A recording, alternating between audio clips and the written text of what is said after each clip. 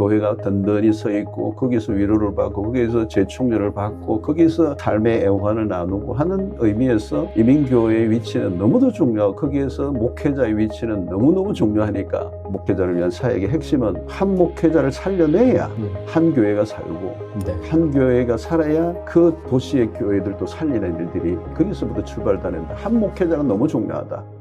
네, 여러분 안녕하십니까? GBC 초대석의 안창훈 목사입니다. 오늘도 이 방송을 들으시는 우리 청취자 여러분 함께해 주셔서 진심으로 감사드립니다.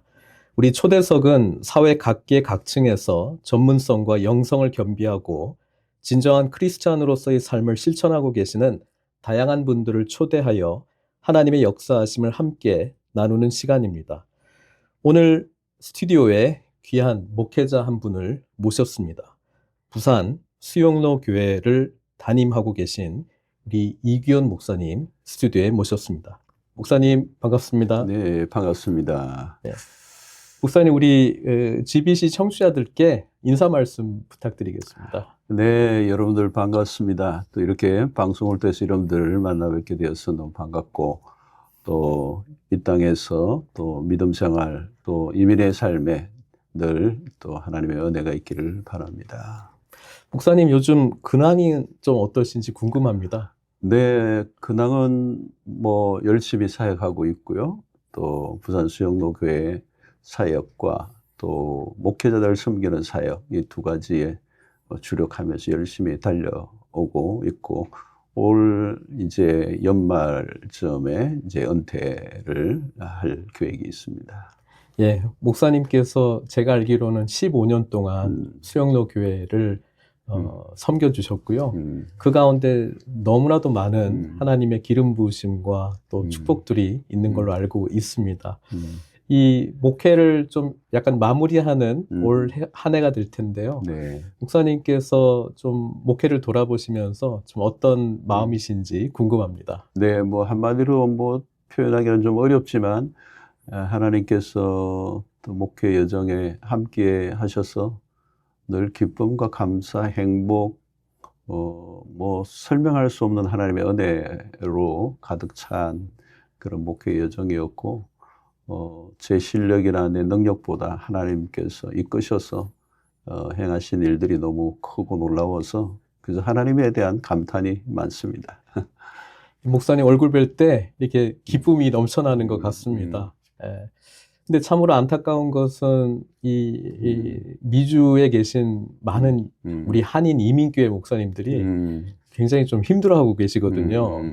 그래서 목사님께서 로드맵 미니스트리를 통해서 우리 목회자들을 위로하는 사역을 또 하고 있다고 들었습니다. 좀 소개 좀 부탁드리겠습니다.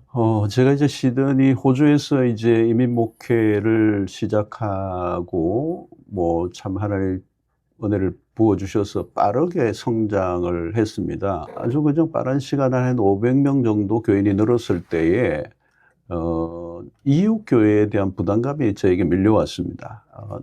내 목회만 잘 된다고 행복한 건 아닌 것 같다는 생각이 들고 이웃교회 어려운 목회자들을 어떻게 좀 섬겨야 되나 이제 이런 고민들이 생기면서 기도하는 가운데 이제 대양주 목회자 세미나라는 걸 이제 시작을 하게 되었습니다. 그래서 한 목사님들 부부 또 가족들을 다 모셔서 교회 지역에 아주 좋은 호텔에서 쉼을 누리고 또 회복을 경험하고 좋은 강사님도 모시고 같이 세미나를 하는데 2박 3일 동안 엄청난 대가를 지불하긴 했지만 오신 목회자 부부들이 다 회복되는 걸 보고 목회를 그만두려고 했는데 다시 시작하게 되었습니다. 뭐 이런 결단들을 보게 되면서 참 보람 있는 일로 여겨서 첫 번째 시작을 했는데 그게 계속 좋다는 생각이 들면서 계속 하게 되었습니다.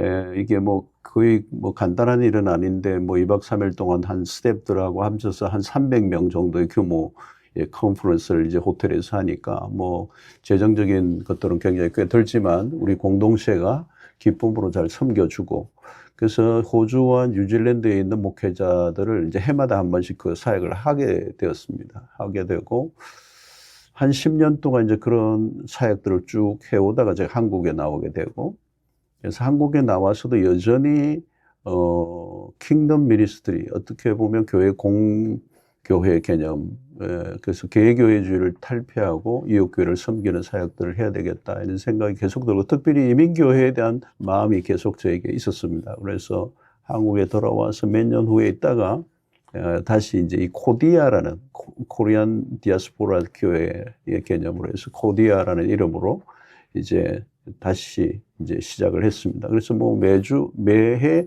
모든 지역을 할 수는 없지만 1년에 한 번 정도 할 수 있는 것이기 때문에 뭐 유럽도 하고 남미도 하고 또 대양주도 하고, 그리고 이제 작년에는 캐나다도 하고 이번에 이제 북미에 하게 되었습니다. 1년에 한 번씩 이렇게 하는데, 내년에 이제 뉴질랜드에서 오세아니아 하게 되는, 1년에 한 번씩 이제 민 목회자들을 섬기는데, 이번에도 뭐 굉장히 많은 목회자들이 또 은혜를 받고 회복되는 모습을 보면서 참 이 일이 귀한 일이다. 선교사님들을 위한 뭐 회복 프로그램들은 많고 집회는 많은데, 이민 목회자는 굉장히 고도에 홀로 떨어져 있어요. 그래서 이제 이 사역들을 관심을 가지고 이제 하게 되는데, 우리 수영노교가 또 적극적으로 후원을 하고 해서 이번에도 미주 또 이 서부 지역을 섬길 수 있게 되었습니다. 이제 주로 이제 이민 목회자들에게 필요한 것은 좀 쉬고 안식을 좀 하는 게 좀 필요하다. 네. 그리고 또 내적인 어떤 불안감과 또 미래에 대한 두려움들, 이런 것들이 많은데, 좀 그런 것들 좀 내려놓게 하는, 그리고 목회를 하다 보면 나도 모르게 막 힘이 들어가 있고, 긴장감이 있고, 스트레스가 있고, 상처들이 있는데, 좀 하나님께서 좀 만져주시고, 좀 또 모든 것들 좀 내려놓고, 너무 그렇게 안 해도 된다는 그런 좀 위로의 말들, 네. 또 그리고 끝내는 우리가 하는 게 아니고 하나님이 하시니까 우리가 가지고 있는 좀 그런 부담감이나 스트레스 되는 부분들을 좀 내려놓고 좀 안식을 누리도록, 네. 우선 이렇게 좀 우리 안에 좀 릴렉스하는 그런 것들이 좀 필요하다는 생각이 많이 들어서, 복음이 우리에게 주는 은혜는 그런 좀 평안이고 또 안식이고 그런 내적인 어떤 충만함들을 경험하도록 하는 일에 좀 초점을 많이 두는 것 같아요. 네. 목사님도 올인하시는 네. 스타일로 제가 알고 있고요. 네. 또 수영노교회라고 하면 네. 정말 많은 일들이 진행되는 네. 교회거든요. 네. 목사님께서 이 생각을 좀 처음부터 가지셨는지, 네. 아니면 좀 하시면서 이런 생각이 좀 드셨는지 네. 궁금합니다. 네. 저도 이제 맹렬하게 사역을 하는 스타일이죠. 그리고 이제 그런데 제가 이제 호주에서 사역을 할 때는 굉장히 호주라고 하는 사회 자체가 좀 이렇게 사색이 가능하고 관조가 있는 그런 환경이었어요. 물론 이제 목회는 끊임없이 이제 교인들이 늘어나지만, 저는 지금도 그렇고 한국에서도 그렇지만 특히 쫓기는 목회는 하지 않거든요. 네. 자기 중심을 잡고 있기 때문에 결코 쫓기지 않고, 예수님도 굉장히 바쁘셨지만 바쁘다와 분주함은 좀 다른 것 같아요. 네. 분주함이라는 건 자기 중심을 잃어버린 거고, 바쁘다는 일은 많지만 결코 자기 중심을 잃지 않고 리듬을 이렇게 잃어버리지 않는 거예요. 리듬을 잘 타면 그게 춤이 되는데, 네. 리듬을 잃어버리면 발이 꼬이고 넘어지게 되는 거예요. 그러니까 이제 자기 주도성을 가지고 이렇게 이제 어떤 리듬을 이렇게 타면서 자기 스페이스를 잃어버리지 않고 누리는 목회죠. 네. 저는 어떻게 보면 일상 가운데 그렇게 뭐 많은 사역들이 있지만, 제가 이제 오전에는 꼼짝도 안 하고 사무실에서 제자리를 지키거든요. 네. 저는 막 돌아다니지도 않아요. 많이 돌아다니는 형편도 아니고, 그래서 교회에 참 뭐 서재 있는 걸 좋아하고 책을 읽고 음악을 듣고 이제 그러면서 자기 중심성, 자기 내적인 안정감, 네. 그게 내몰리지 않아야 된다고 생각해요. 그러면 안정감 가운데 오는 사역들을 뭐 이렇게 막 쳐내는 게 아니고 이렇게 편안하게 이렇게 사역하는 편입니다. 제가. 네. 목사님, 세순교회죠. 네. 호주에서 그 세순 장로교회가 그 엄청난 성장을 네. 했습니다. 네. 그리고 목사님께서는 그 20년 동안 그 성장의 그 모든 것을 다 지켜보셨거든요. 네. 어떤 좀 굵직한 어떤 좀 그 증폭제라고 할까요? 그런 계기들이 기억나시는 게 있을까요? 이제 그렇게 막 폭발적인 성장이었어요, 사실 그 당시에. 근데 그거는 사람이 하는 게 아닌 것 같아요. 네.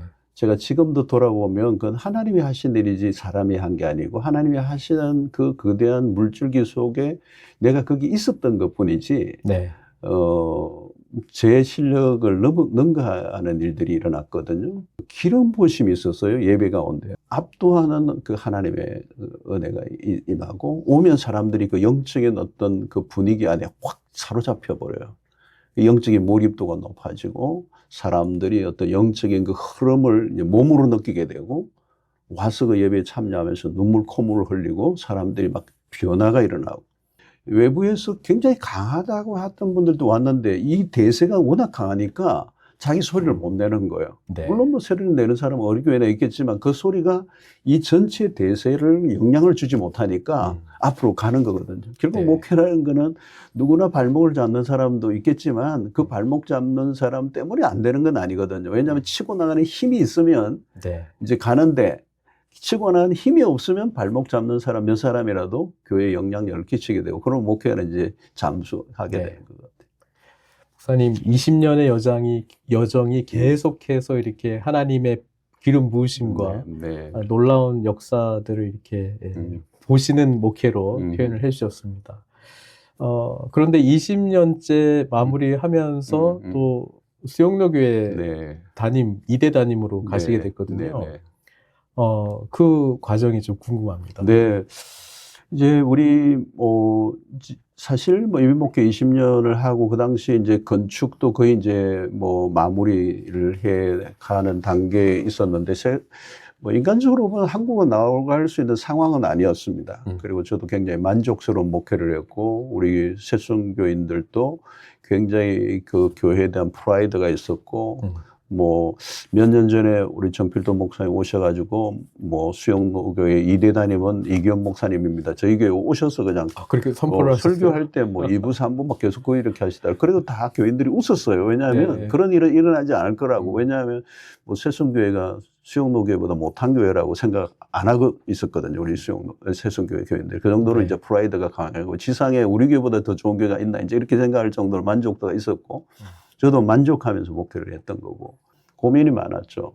그리고 처음에는 안 된다고 생각했어요. 근데 이제 일단 기도를 해봐라. 이제 이런 상황이니까 기도를 한 달 하는 가운데 답이 의외로 빨리 오더라고요. 한 달 기도하는데 빨리 오더라고요. 제가 이민 목회에 새순교회 20년 그리고 그 건축의 과정에 이제 다 정상에 있는 거고 더 이상 누릴 것 외에는 없는 것 같아. 그리고 한국교회로 가는 것이 훨씬 더 저에게는 어려운 선택이었던 것 같아요. 한국교회가 가지고 있는 대형교회가 가지고 있는 공공성의 필요성, 이제 대형교회가 가지고 있는 그 자원을 어떻게 한국교회에 또 세계교회에 풀어내어서 헌신해야 되는가. 이제 이 부분에 대해서는 굉장히 하나님의 콜링이 있었습니다. 그래서 그게 이제 코디아든 또 한국에 그동안 나와서 목회자를 섬기는 멘토링 사역들 이런 것들을 굉장히 구체적으로 하게 됐는데 그게 사실 쉬운 일은 아닌데 어려운 일인데 제가 해냈던 것은 그 부르심 가운데 그게 분명히 있었기 때문에 한국교회, 세계교회, 디아스포라 교회들 섬기는 일들에 제가 부름 때문에 하나님께 응답의 부르심을 받고 결정하게 된 거죠.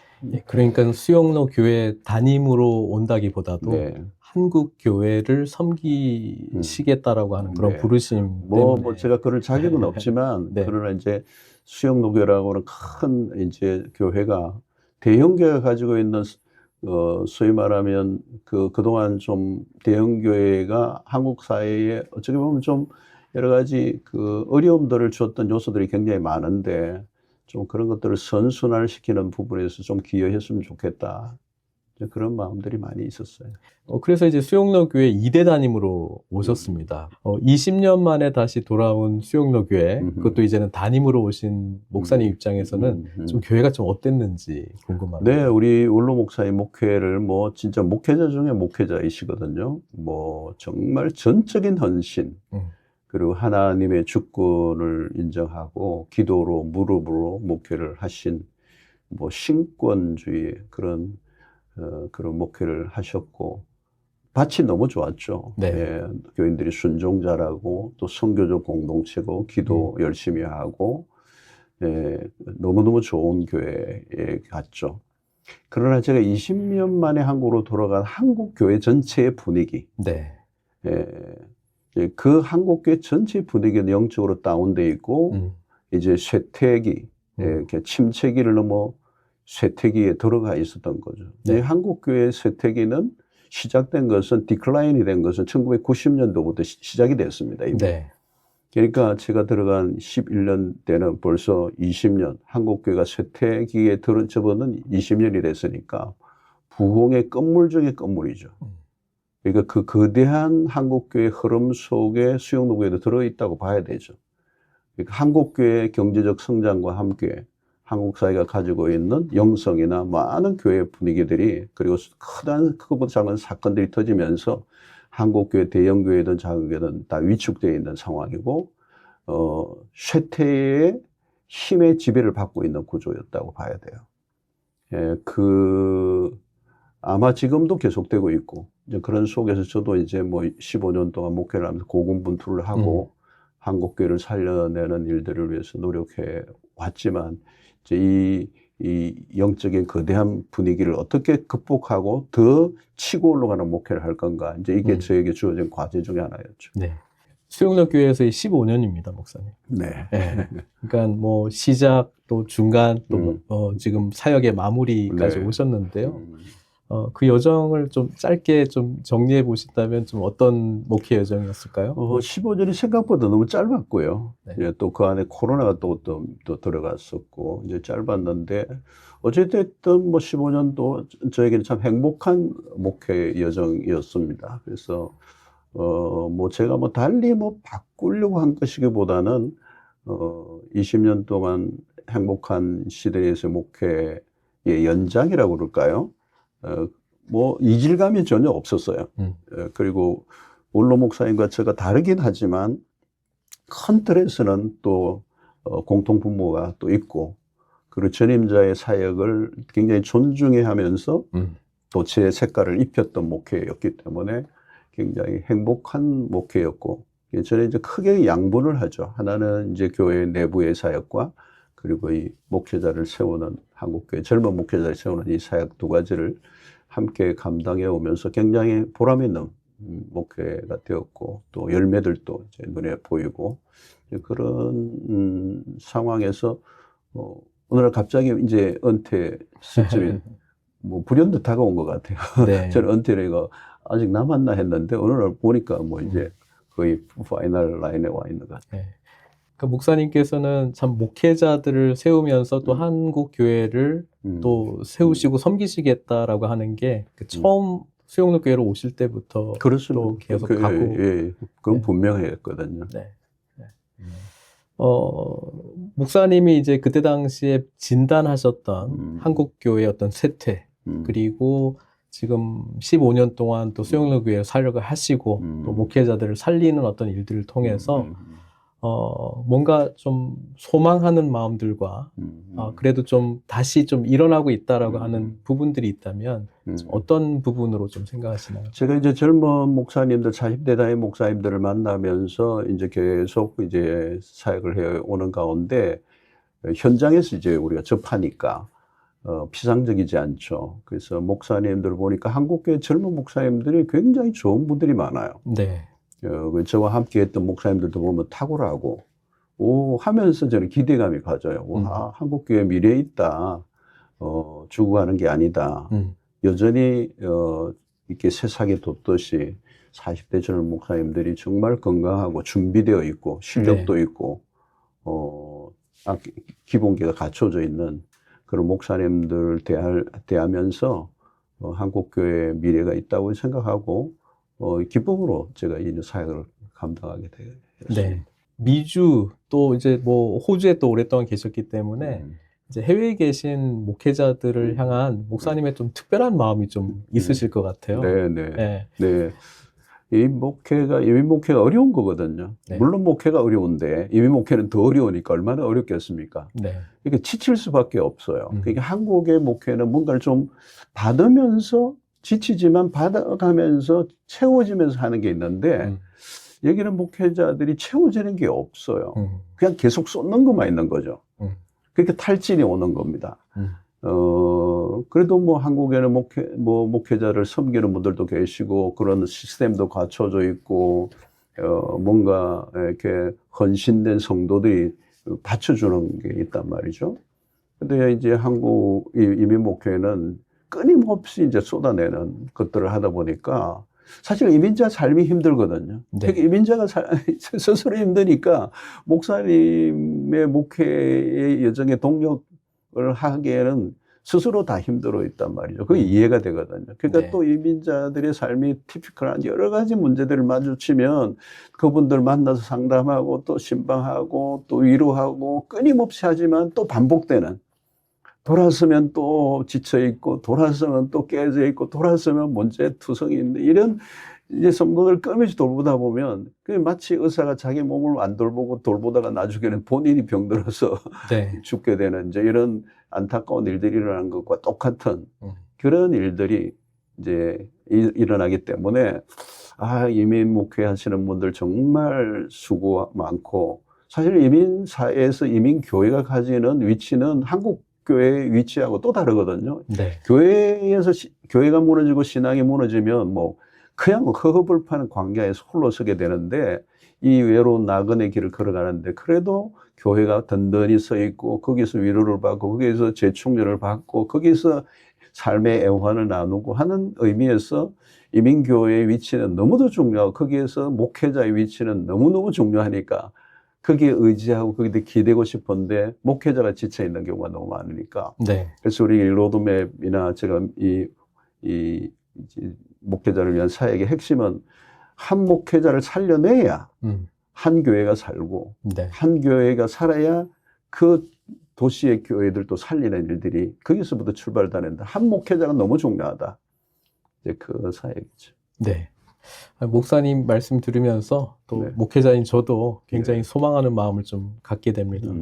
목사님 지금 이제 올해 은퇴를 앞두고 계십니다. 앞으로 이 사역은 계속 하실 네. 계획이신 거죠? 이제 저희가 하는 사역들이 이제 그동안 이제 제일 핵심적인 사역 중에 하나가 이제 불경적인 목회자들은 이제 뭐 서울에 비해서 조금 이렇게 낙후되어 있기 때문에 매달 한 번씩 로드맵 세미나 해서 네. 한 500명, 700명 모입니다. 매달 한 번씩 본질에 집중하는 최고의 강사들을 모셔서 이제 간식과 점심 제공하면서 최고의 강의를 듣게 하는 이 일들이 이제 그동안 15년 동안 계속해 왔고요. 네. 그 다음에 이제 중요한 게 로드맵 플러스라 해서 40대 담임 목사님을 15명만 선발해가지고 1년 과정으로 격주로 만나가지고.